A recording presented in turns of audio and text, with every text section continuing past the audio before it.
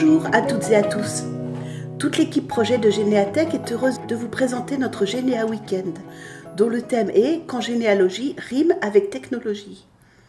Je suis Brigitte Billard et je vais vous montrer comment utiliser les fonds conservés au Caran, principalement les archives notariales, pour remonter votre généalogie parisienne avant le 19e siècle.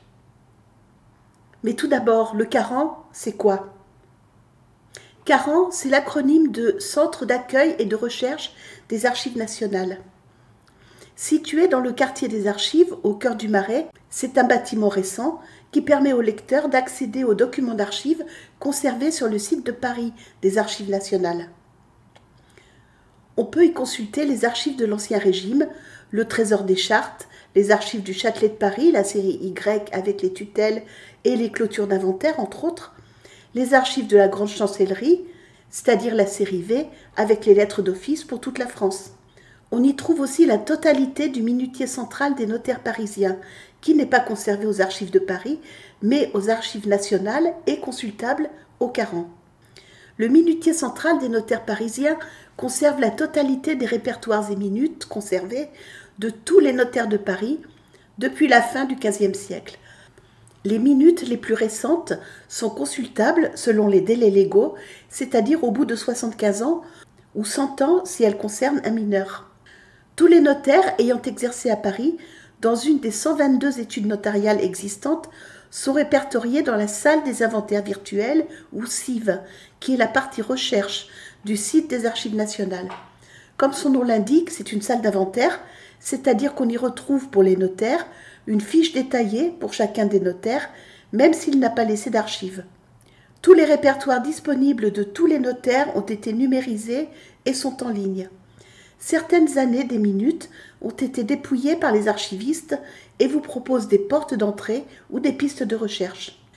Toutes les archives du minutier central commencent par la cote MC pour minutier central. Ensuite, vous avez les lettres RE pour les répertoires, qui sont tous numérisés et ne peuvent plus être consultés, ou les lettres ET comme études pour les minutes, dont vous consultez les originaux en salle de lecture, sauf si leur état en empêche la communication. La cote continue avec le numéro de l'étude, en chiffres romains, et se termine par le numéro du carton à l'intérieur de l'étude. Rassurez-vous, il est très facile de repérer la cote du carton qui contient les actes qu'on cherche une fois qu'on a trouvé le notaire et la date, et de la conserver dans son espace personnel. Les archives du minutier central représentent actuellement environ 21 km linéaires d'étagères. Autant dire que vous allez devoir savoir avec précision où chercher.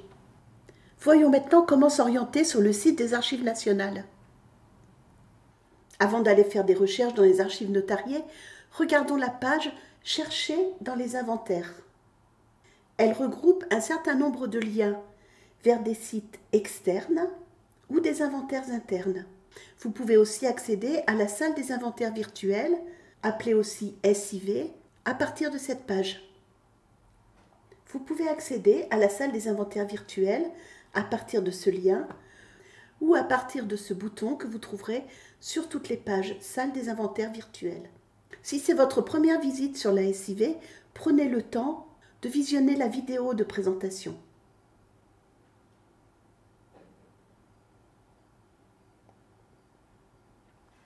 On peut faire des recherches dans la totalité des inventaires en ligne dans la SIV, même si on n'a pas de compte aux Archives nationales ou si on ne s'est pas connecté. Avoir un compte est indispensable en revanche pour conserver des cotes dans son espace personnel ou bien sûr pour faire une demande de consultation. Rendons-nous dans la salle des inventaires virtuels. Vous pouvez accéder aux inventaires des Archives nationales de différentes façons. Dans la partie basse de la page, vous avez une aide à la recherche thématique. Par exemple, la rubrique « Généalogie et biographie » vous donne accès à de nombreuses fiches de recherche que je vous conseille toujours de lire avant de lancer une recherche précise. Vous gagnerez du temps. Cet onglet vous permet aussi d'accéder au guide des recherches sur l'histoire des familles, aussi appelé le Gildas, dans une version PDF de janvier 2018 que vous pouvez télécharger pour vous y référer régulièrement. La rubrique Notaire de Paris vous donne accès à 3 fiches de recherche de 3 niveaux différents, découverte, approfondie, expert, qui vont aussi vous être utiles pour ne pas vous perdre dans vos recherches. Pour faire une recherche, vous pouvez parcourir les fonds. Vous accédez ici à la page des notaires de Paris, qui vous permet de faire une recherche par notaire ou par étude. Tous les notaires de Paris, depuis 1600 jusqu'à 2012, y ont une fiche. Voici par exemple la fiche d'un des SOSA de mes enfants, Louis Lebois, étude notariale 85, date d'existence, en fait date d'activité connue, 28 novembre 1671, mars 1677. Vous accédez ici à la fiche du notaire, avec une description, les lieux où il exerçait et les archives de ce producteur. Ici, minute et répertoire du notaire Louis Lebois. À partir de cette fiche, vous pouvez avoir accès à l'inventaire de ces archives. Donc les cotes MCET 85 225 à 230, étude 85 Louis Lebois. La fiche indique dans la description que le notaire n'a pas laissé de répertoire pour son activité dans l'étude 85. Le fait qu'il n'y ait pas de répertoire pour ce notaire signifie qu'il n'y aura rien en ligne le concernant, car seuls les répertoires des notaires ont été numérisés par les Archives nationales et sont accessibles en ligne par la salle des inventaires virtuels. Tous les répertoires des notaires disponibles au Caran sont numérisés et accessibles sur la SIV. À partir de cette page, vous pouvez aussi accéder à toutes les archives de l'étude 85, qui vous donne ici tous les instruments de recherche par notaire de cette étude sur toutes les périodes connues. Vous pouvez également faire une recherche par les producteurs d'archives, qui vous permettra à nouveau de rechercher une étude ou un notaire de Paris. Vous arriverez ici sur la même fiche de recherche, rechercher une étude ou un notaire de Paris. Vous pouvez également utiliser la recherche avancée. À partir de la recherche avancée, vous pouvez faire une recherche dans tous les inventaires, saisir une cote quand vous l'avez, faire une recherche dans les dossiers nominatifs, dans les documents iconographiques et également une recherche à nouveau dans les archives des notaires de Paris. Cette fois-ci, la fiche de recherche est un peu plus complète. Vous pouvez saisir à partir de la cote, à partir d'une recherche libre ou encore une fois à partir du nom du notaire. Regardons maintenant ensemble l'interface du minutier central des notaires. Avant de prendre un exemple de recherche, regardons à quoi ressemble l'interface. Retournons sur l'étude de Louis Lebois. À partir de cette fiche, nous pouvons aller sur l'étude 85. Nous avons ici la liste de tous les notaires de cette étude dont les archives sont conservées au Caran. Tous les registres disponibles de tous ces notaires ont été numérisés et sont accessibles en ligne. Prenons par exemple les archives de Jacques Leboeuf. Dans l'onglet Archives de ce producteur, je trouve les images du répertoire du notaire Jacques Leboeuf pour l'étude 85. Disons que je ne connais pas la date d'un acte, mais que je sais qu'il a été passé chez Maître Leboeuf, par exemple l'acte de mariage de Louis Lebois et Louise Desaix vers 1673. J'accède aux images du répertoire du notaire, puis aux archives numérisées, et je cherche maintenant l'année 1673. Voici l'année 1673. Pour accéder au répertoire, cliquez sur l'image. Je peux agrandir l'image en cliquant sur les deux petites flèches en haut à droite. Et pour avoir le registre en plein écran, je clique ici sur cette vignette plein écran. À partir de là, je peux agrandir mon image avec ma molette ou avec le zoom qui est ici. Je peux aussi modifier la luminosité et le contraste. Et ici, verrouiller mes paramètres. Je vais maintenant lire les différents actes qui sont repris dans le répertoire jusqu'à trouver le mariage de mes ancêtres. Mai 1673, mariage Louis Le Bois et Louise Desay. La date est ici, ça commence par un 10, sans que je puisse la lire avec précision. Mais j'ai maintenant une date pour retrouver ce contrat de mariage. Je sais qu'il a été passé dans l'étude de maître Jacques Leboeuf en mai 1673. Avec la fonction échappe, je sors de mon plein écran, je ferme ici les images numérisées, je retourne dans les archives du notaire. Maintenant dans les minutes et répertoires du notaire pour la période qui m'intéresse, c'est-à-dire ici, minutes et répertoires du notaire Jacques Leboeuf, 27 juillet 1655, 16 juillet 1681, donc l'année 1673 est comprise dans cette période. Je vais voir l'inventaire. Je regarde ici le détail du contenu. Sur la gauche de l'écran, on trouve des informations sur l'inventaire. On déplie pour chercher la période qui nous intéresse. Donc je cherche mai 1673 et je trouve ici minutes 1673, janvier 1673, juin 1673. Je clique et j'ai ici le carton qu'il va falloir commander, la cote que je vais devoir commander. MCET 85 203. Je vois ici qu'un acte a été mis en avant au niveau de cette cote. Il s'agit d'une donation par Jean Lebois, garde du roi, demeurant à Orly, à Louis Le Bois, notaire au Châtelet. Louis Le Bois qui exerce en association avec Jacques Leboeuf.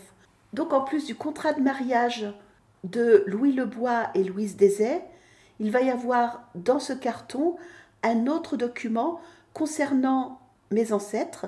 À partir de cet écran, je peux réserver la cote qui m'intéresse. Cette fois-ci, il faut que je sois identifiée. Je peux ajouter cette cote à mes favoris. Je peux aussi l'ajouter à mon panier de cotes. Vous voyez, il est ici. MCET 85 203, étude 85. Quand je voudrais me rendre au Caran, il suffira que je coche la case de la cote que je veux réserver et que je la commande soit pour le jour même si je suis sur place, soit que je la réserve. Quand j'irai consulter ce qu'il y a dans le carton que j'ai trouvé, je prendrai le temps de regarder les autres actes qui y sont conservés. Dans ce carton MCET 85 203 par exemple, j'ai trouvé le contrat de mariage que j'ai identifié après avoir parcouru 5 ans de registre du notaire. J'avais un intervalle mais je n'avais pas d'année. Et j'y ai aussi trouvé donc la donation de Jean à son neveu Louis, mais également l'inventaire après décès du père de Louise et une quittance pour un prêt entre Louis et un tiers qui lui a permis d'acheter sa part dans l'étude notariale.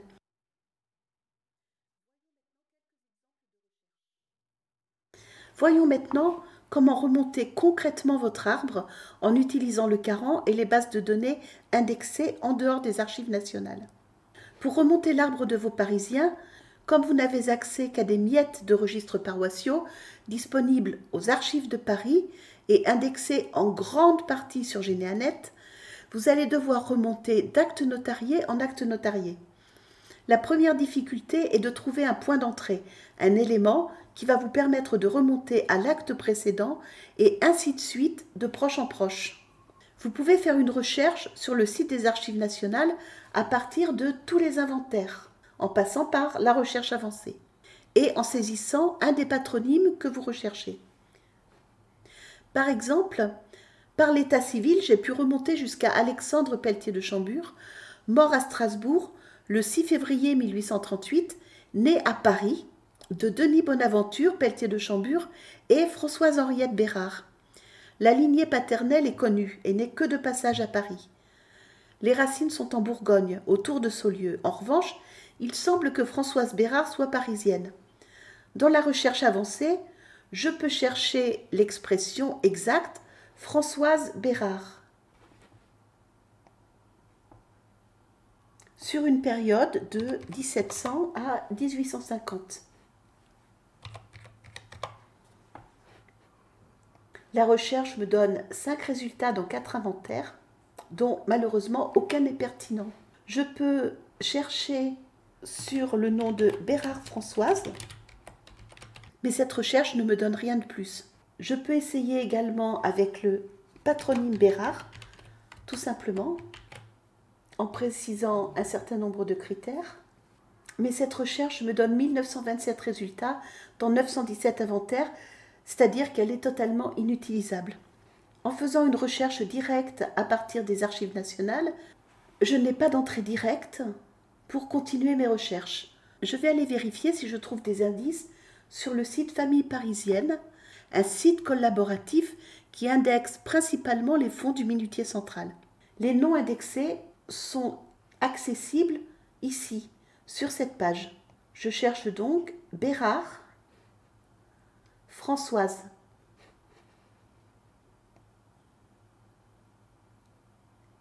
J'ai ici la liste des personnes qui ont été indexées et dont le nom commence par BER. Et j'ai ici une certaine Bérard Françoise Henriette Thérèse, bourgeoise de Paris, mariée à Pelletier de Chambure Denis Bonaventure, bourgeois de Paris. Ce sont bien les parents d'Alexandre Pelletier de Chambure. On me parle ici d'une dispense de consanguinité. Je peux cliquer sur le lien pour aller à la page qui a été numérisée, toujours par Projet Famille Parisienne, et qui est hébergée sur les serveurs de GénéaNet. J'ai ici des informations sur le document, avec la cote. C'est une dispense de consanguinité du 11 novembre 1790. J'y lis que sont comparus Denis Bonaventure Pelletier de Chambure, garçon majeur âgé de 28 ans, bourgeois de Paris, y demeurant rue des Vieux-Augustins, paroisse Saint-Eustache, et Françoise Henriette Thérèse Bérard, bourgeoise de Paris, fille majeure, âgée de 31 ans, demeurante rue du Petit Lion, paroisse Saint-Sauveur, avec ici leur signature à tous les deux. Ils ont demandé une dispense de mariage pour consanguinité. Et j'ai ici l'explication de cette dispense de consanguinité du 3e au 3e degré, suivant la généalogie ci-après. Je vois qu'ils descendent tous les deux ici, d'un certain Lebois Duclos, celui qu'on a vu tout à l'heure, Louis Lebois Duclos et Louise Desaix. Françoise en descend par Marie-Thérèse de Vienne, épouse de Jacques Bérard, qui était la fille de Marie-Thérèse Lebois Duclos, épouse de Henri-Étienne de Vienne, et Denis Bonaventure en descend par Marie-Angélique Land, épouse de Hugues Pelletier de Chambure, laquelle Marie-Angélique était la fille de Catherine Lebois Duclos, et donc la petite-fille de Louis Lebois Duclos. Maintenant que j'ai ces pistes de recherche, je peux aller faire des recherches, par exemple, sur Jacques Bérard, sur Marie-Thérèse de Vienne, ou sur tous les Lebois Duclos que je vais trouver dans les archives nationales. Regardons par exemple ce que je peux trouver aux archives nationales concernant Jacques Bérard. Je retourne sur la salle des inventaires virtuels, et cette fois-ci, je vais écrire Jacques Bérard. J'ai ici des minutes qui parlent du bail d'une maison rue de la Tacherie appartenant à Jacques Bérard, chirurgien. C'est un document qui va m'intéresser et que je vais aller récupérer. J'ai ici l'inventaire après décès de M. Jacques Bérard, décédé le 20 décembre 1786. C'est aussi un document qu'il va falloir que j'aille consulter. J'ai ici le placard de décès de Jacques Bérard. Et ce placard de décès, comme de nombreux placards de décès, est numérisé. Retournons sur le site de Famille Parisienne, notre liste Bérard, pour voir s'il y a d'autres éléments qui vont concerner Jacques et qu'on va pouvoir aller consulter facilement.